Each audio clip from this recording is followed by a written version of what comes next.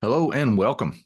My name's Dave Whitley, the Iron Tamer, and this is the very first inaugural episode of the Advancing Man Project show. I'm super excited about this. I've had this on my mind for a while, and I wanted to make this episode to launch everything, to let you know what's coming, to let you know what I've been up to, and invite you to come along with me and let's experience this thing together. You may be wondering, what's the show about exactly? That's a great question. And there is no real short answer. Well, I guess there is a short answer, but let me give you the long answer first. If you know anything about me, you know that I've been highly involved in strength, performing strongman, the kettlebell world, especially things to do with the Wim Hof method, breath work, cold exposure, qigong, meditation, personal development, and more recently, the relationship between child development and being a dad who breaks generational cycles of limited beliefs, negative thinking, that sort of stuff. Now, all of this comes together for me in a very simple but profound mission of becoming what is called a transitional character for my family and to help other dads who want to be the transitional character for their family to do the same thing. A transitional character is simply someone who is defined as someone who, um, in the course of a single generation, does something or has such an impact on the family lineage that it is forever altered, hopefully for the positive. That's where I'm going with it. I want to positively impact future generations who won't even remember my name, who come from my family lineage. Now, um, that's very important to me, and I know there are a lot of other men out there who want to achieve that same thing, even if they don't know how to articulate it. For years, I didn't know how to articulate it. It didn't become clear to me until very recently that that was the best way to articulate that. So that's why we're here. And I want to tell you a little bit about my plans for the show as we go along, starting today on this first episode. It's early January 2024 as I record this. I have long been a fan of function over fanciness. You know, I was drawn to kettlebells. I've been drawn to bending steel. I've been drawn to ice baths. You know, these things are honest. They're pure. They're functional. There's um, not a lot of flowery stuff that goes along with it. I like things that are effective. I like things that are to the point and yet also have deep meaning. This show's going to reflect that. It's going to be raw. It's going to be minimal, if any, editing, even when I'm doing interviews with people. More on that later. At least it'll be that way at first. It's going to be a glimpse into my life, and I reserve the right to change my mind. But for now, that's how I'm going to approach it. It's the same way that I've approached everything else along this path. Simple, effective, direct. The show is about the information, not the presentation. So if you're looking for like an Infinity War style production in a YouTube show or a podcast or whatever, I ain't your guy. That's not how this is going to go. This is more like the 1986 concert video from Van Halen, live without a net. Right? This is happening as it happens, and you get to be here with me. Um, Quick background on me. I was a chubby kid, terrible stutter, got picked on and bullied a lot when I was in grade school. Um, Became enamored of the idea of superpowers, specifically superhuman strength. And over the course of the decades that followed, it unfolded that I got into the strength world. I wanted to be the Hulk, um, but that was all just like a fantasy thing, right? Until I saw Lou Ferrigno on television and realized that's who that guy was. And you got to keep in mind, um, Arnold wasn't a movie star yet when that happened. Lou Ferrigno was literally and figuratively the biggest thing that ever happened on television. So I had never seen a big, strong guy like that before, but just because that wasn't a thing, that was a subculture that wasn't mainstream like it is now. Um, Over the course of decades, I wound up becoming a strength professional. I played around as a musician professionally for a while too, which is just a tangent. We'll talk about music, I'm sure, as we go along here, but that's not the main focus of today for sure. Met several people along the way that helped me to develop that aspect of myself, became a performing strongman, and wound up speaking on stages, doing feats of strength as my main gig for the longest time, and also doing workshops. So standing up in front of people, teaching kettlebells for Strong First in the RKC, teaching Wim Hof method workshops, teaching Old Time Strongman University, which you can find out more about that at oldtimestrongmanuniversity.com.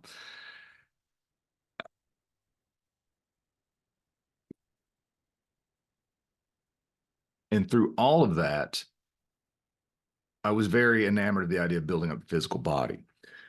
But the lesson that I learned had to do on a deeper level with the power of the mind.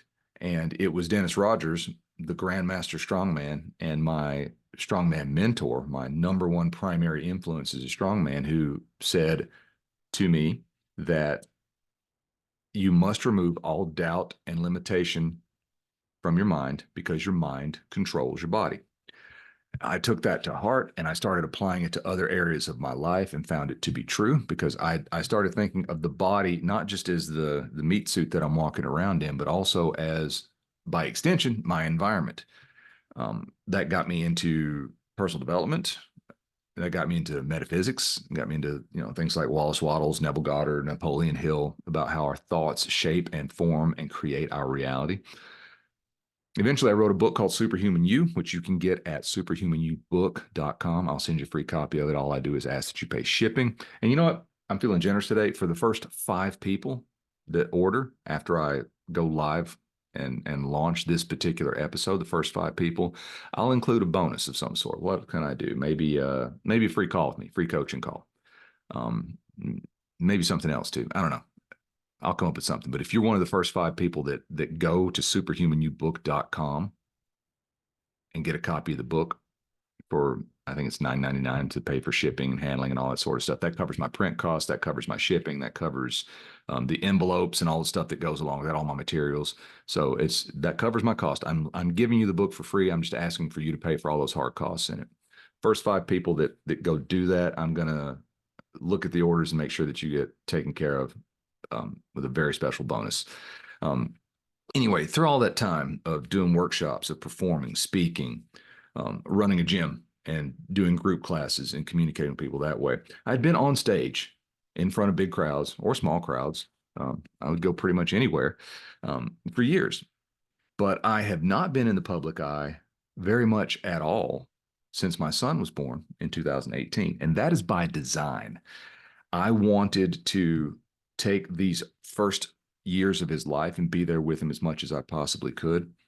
Being entrepreneurial, being self-employed, being able to work from home, I get to spend a lot of time with him. My wife, a photographer, also entrepreneur, also works from home.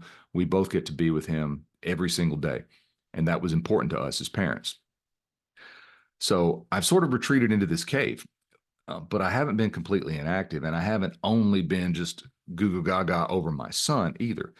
He has taught me so much. I have learned so much from him, from the process of learning how to be the dad that I want to be, and from watching his development unfold. It's amazing how much I've learned from this little child. And I believe that babies are born as spiritual masters. They're completely in the moment.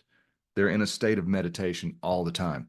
And yes, there are ups and downs with that. There are struggles with that. There are challenges with that. I totally get that. And I've experienced that firsthand. But they are nothing. Those struggles, those challenges are nothing compared to the things that I've learned and the possibilities that have opened up as a result of being a dad. And specifically, that led to the creation of what is the Advancing Man Project. It's for dads, specifically, although the show isn't geared only toward dads. But the Advancing Man Project as a coaching program took the Superhuman You approach of things, and it evolved into a very natural application and evolution of the Superhuman You principles and the stuff that I was doing in personal development applied to being a dad by transforming who I was internally. And so I took that to the world.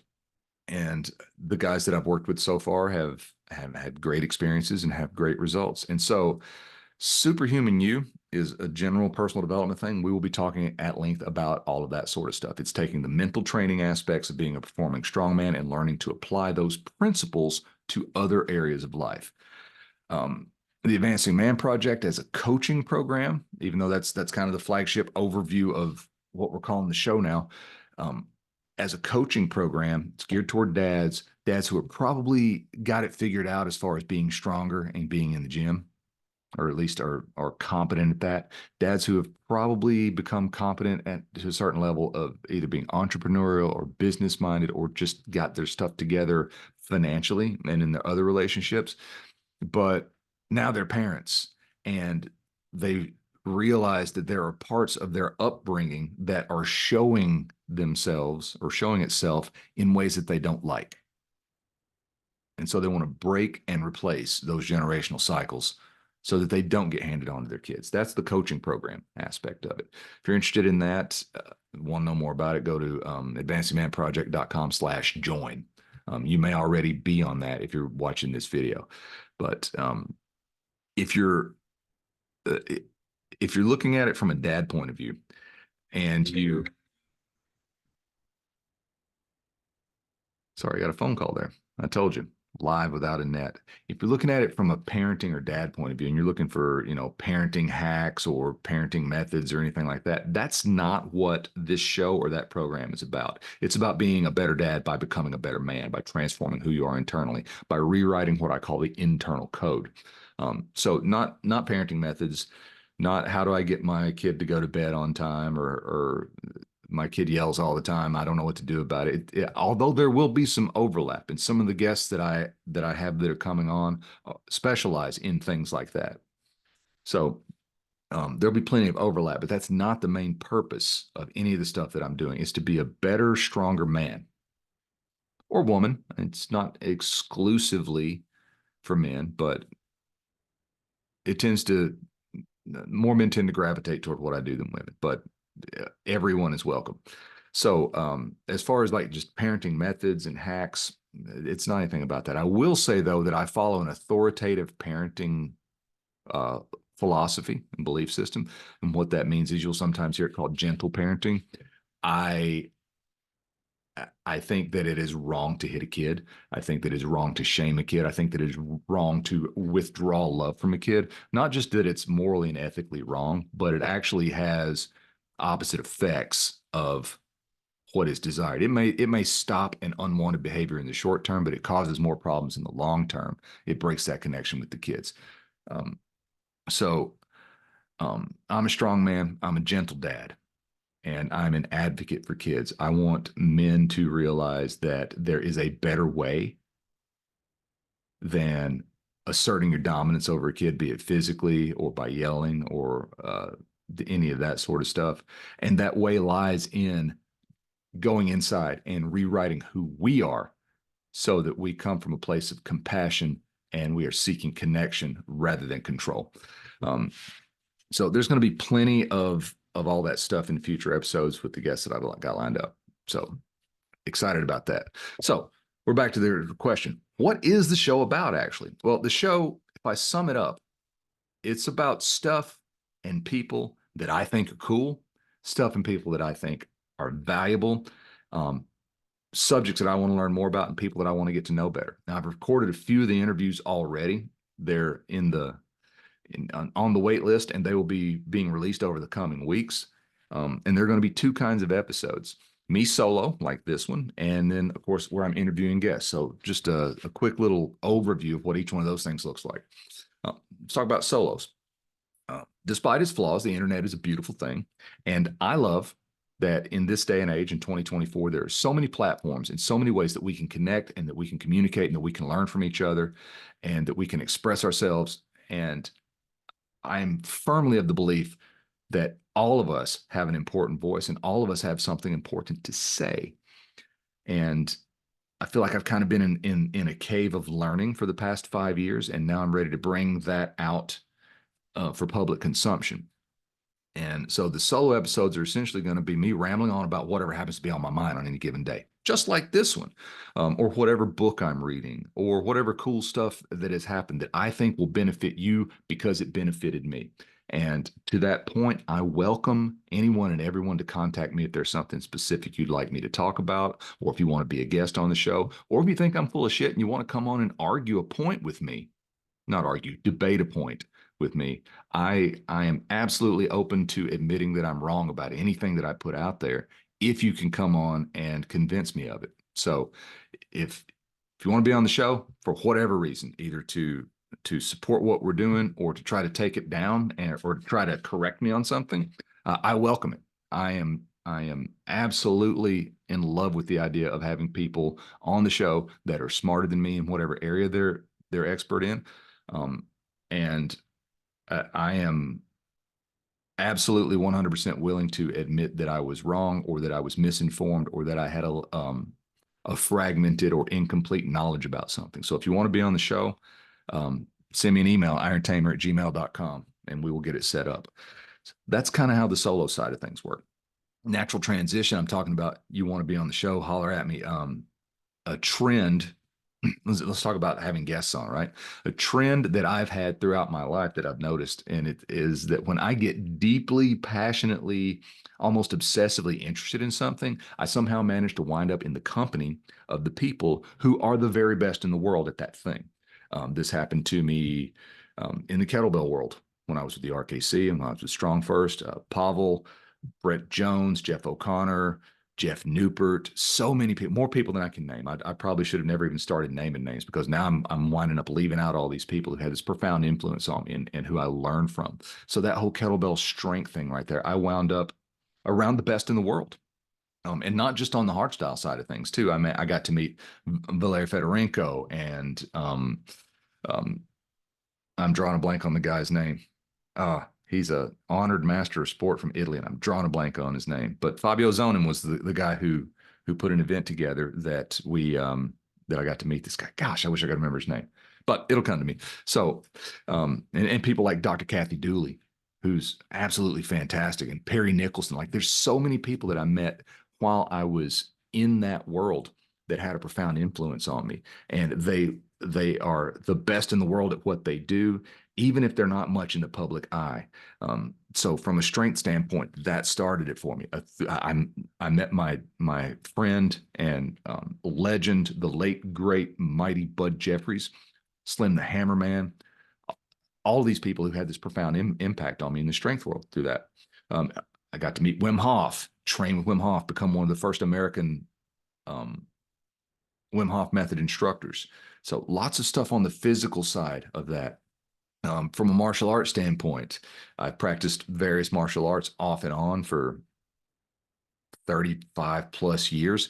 And I've become close friends with James Alexander and Rob Williams from Hoshin Budo. Got to train directly with Jinfun Mark, who was uh, the late master of Juk Lum, praying mantis kung fu, and a very dear friend of mine, Sifu Donovan Stevens, who is, for my money, one of the best kung fu practitioners I've ever met in my life. Even my old Sifu, Roger Haygood, who I've had a tumultuous relationship and haven't spoken with in years. I still respect the impact that he had on me as as a man and as a martial artist during the time that I trained with him. So all that to say, again, I told you I was going to ramble, and I told you it was going to be live without a net, right? So all that to say that I have managed to get in the presence of greatness so many times and get my own personal questions answered that I've collected all this stuff along the way, and that I don't know how I've managed to do that other than just through, well, actually I do know. It's through mental imagery. I'm like, I want to get close to that person so that I can absorb things from them. And it's a skill that I've developed over the years. So it's to the all that to say that it's very natural that in a talk show setting, I'm going to be inviting people on and having conversations with people who have influenced me or are colleagues in some way, people who have provided value to my life. Now, I also love being in a place of helping and encouraging or guiding people who are not as far down a particular path as I might be. So it's very natural that in a talk show setting, there's that kid with the stutter showing up. He's still there. I just don't let him run the show. It's natural that in a talk show setting, I'm going to be having conversations with people who have shared interests, but may or may not be quote unquote well known experts, or may not even be in the public eye at all. I'll be bringing some of my students and my clients on to have these conversations and talk about their unique perspectives and stuff. All of this centers around the idea that I have a burning desire to be better. And the main reason that I wrote Superhuman You as a book and started the coaching program and everything else that I'm doing with all of that's associated with that is because of problems that I was seeing with my clients, particularly around what I call their internal code, their belief system, their inner conversations, their self-confidence, um, their understanding of how their own mind works. I sort of cracked the code on that and started to apply it to myself and then apply it to my clients. And that was sort of the genesis of how Superhuman You came about. Um, so many people, myself included, have fallen short of where they want to be or who they want to be because of aspects of their mental programming, which is what I'm calling the internal code. We talk about that in the Advancing Man Project coaching and in with my Superhuman You clients. It's and there'll be more on internal code later. I don't want to go into a deep dive of that during this introductory episode, but that will be coming soon. But essentially, so many people feel like they're caught in a cycle that they can't break. And maybe you're one of them. Maybe this moment right now, watching this video, is you feeling like you're stuck in a cycle, feeling like you're discouraged, and maybe you're struggling with some fear, some doubt, uncertainty, how to achieve the life that you want to achieve. If you're a dad, maybe all that's showing up in how you are showing up for your kids, and you want to be a different man. You want to be the man your kids need. You know that your kids are going to find a hero, and you don't want it to be somebody named AssClown69 on TikTok. You want it to be you.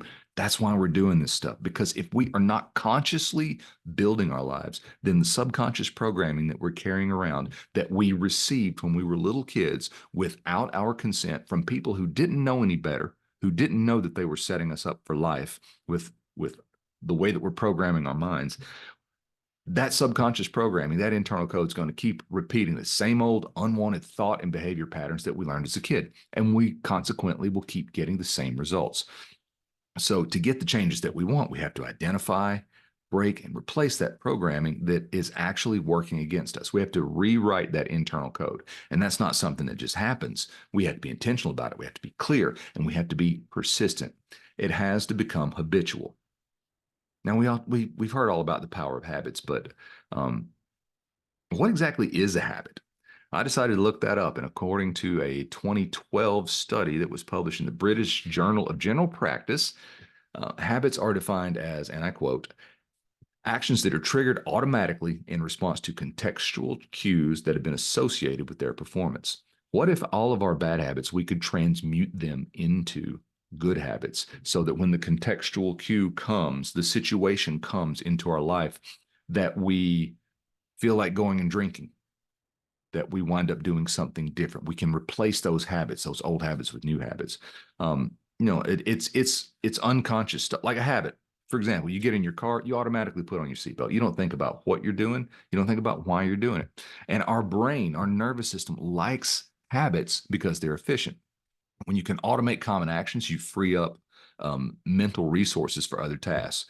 And to that point, you've probably heard that it takes 21 days to build a habit. And I found out that that's not true.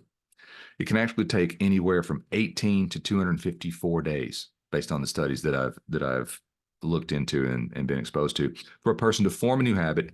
And the average is about 66 days for a new behavior to become automatic. So it's no wonder that here we are in January, and so many of the New Year's resolutionaries will probably not make it past the Super Bowl before they revert. They are trying to change things from the outside in, and they're not allowing enough time for the habits to embed.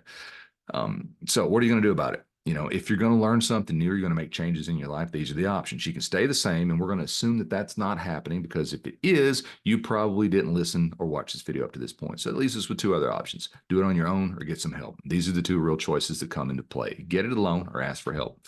So if you go at it alone, you got to start from zero. You have to go find information. You have to use it in trial and error. You have to test it for yourself, see what doesn't work, what does work. And that takes a long time. Getting help, on the other hand, will do several things for you. It'll save you effort. You can take advantage of the pain and time outlay that someone else has put into something. We're all familiar with the word or the title of sensei, to use a martial art reference. But did you know it doesn't only mean teacher? It literally means one who comes before. It's someone who's walked that path before you. So getting help is going to save you time by letting a person who's gone through the struggles, through the trial and error process, eat that learning curve for you. And it's going to save you money. So if you don't have a guide, you wind up spending so much money where you don't need to because you get distracted by flashy, shiny objects, and a guide or a person who can help teach you this stuff can or can help teach you where you want to go, can show you what works and what doesn't work. They can show you what to do and what not to do in order to become who you want to be so that you can do what you want to do and have what you want to have without wasting your money or your precious time on things that don't work. So if you try something, anything, all on your own, it's going to take more time, more money, more effort than if you get the help and support of a guide who has done the thing that you want to do. When you get help, you get closer to your goal faster, easier, and at less expense. Boom, right? So the result there is that you create life on your own terms, a life of advancement, a life superhuman. And I am here to share my journey on that path and to help anyone that I can. That's what the show is about. Thank you for paying attention and for watching this episode. If you haven't already subscribed, I hope you do.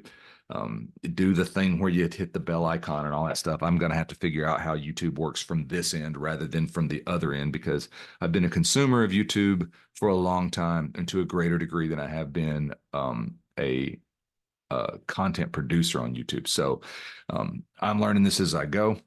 Appreciate you taking some time to spend with me. My name's Iron Tamer Dave Whitley. Be strong.